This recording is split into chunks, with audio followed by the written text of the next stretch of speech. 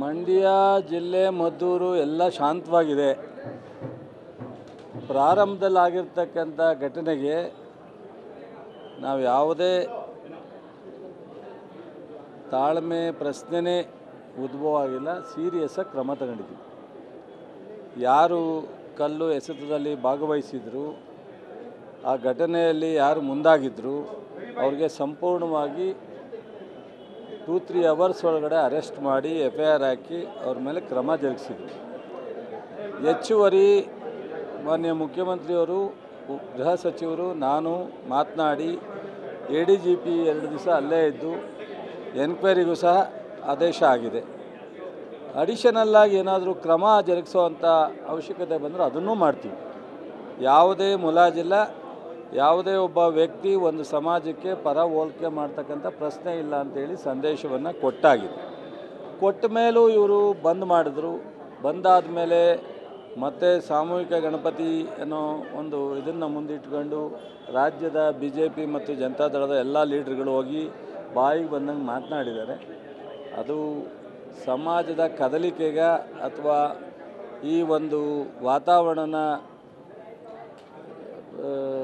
ಕಲುಷಿತಗೊಳಿಸ್ಲಿಕ್ಕೋಸ್ಕರನ ಅಥವಾ ಒಂದು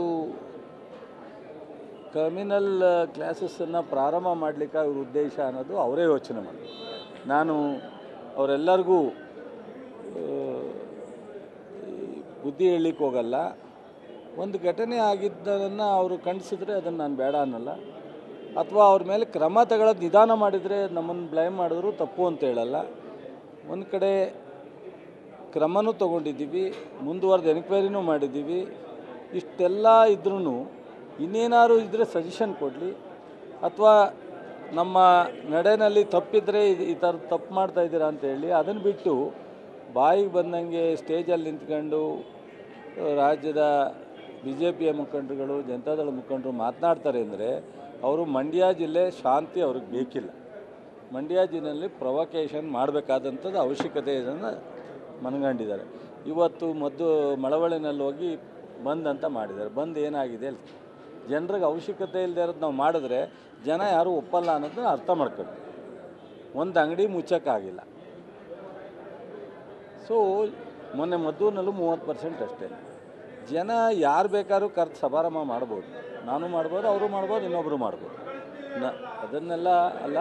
ಬಟ್ ಇನ್ನು ಮುಂದಾದ್ರೂ ಮಂಡ್ಯ ಜಿಲ್ಲೆ ವಿಚಾರಕ್ಕೆ ಈ ಥರದ ಒಳ್ಳೆಯದಕ್ಕೆ ಬನ್ನಿ. ಮಂಡ್ಯ ಜಿಲ್ಲೆಯ ಯಾವುದಾದ್ರು ಒಂದು ಓವರಾಲ್ ಅಭಿವೃದ್ಧಿಗೋ ಅಥವಾ ಒಳ್ಳೆಯ ಕೆಲಸಕ್ಕೋ ನೀವು ಬನ್ನಿ, ಪಕ್ಷ ಕಟ್ಟಿ, ಅದರಲ್ಲೆಲ್ಲ ನಮ್ಮದೇ ಅಭ್ಯಂತರ ಇಲ್ಲ. ಆದರೆ ಇಂಥ ವಿಚಾರನ ಮಂಡ್ಯ ಜಿಲ್ಲೆಯಲ್ಲಿ ಅಶಾಂತಿಯನ್ನು ನಿರ್ಮಾಣ ಮಾಡ್ತಕ್ಕಂಥ ಬೇಡ ಅಂತ ಹೇಳ್ಬೋದು.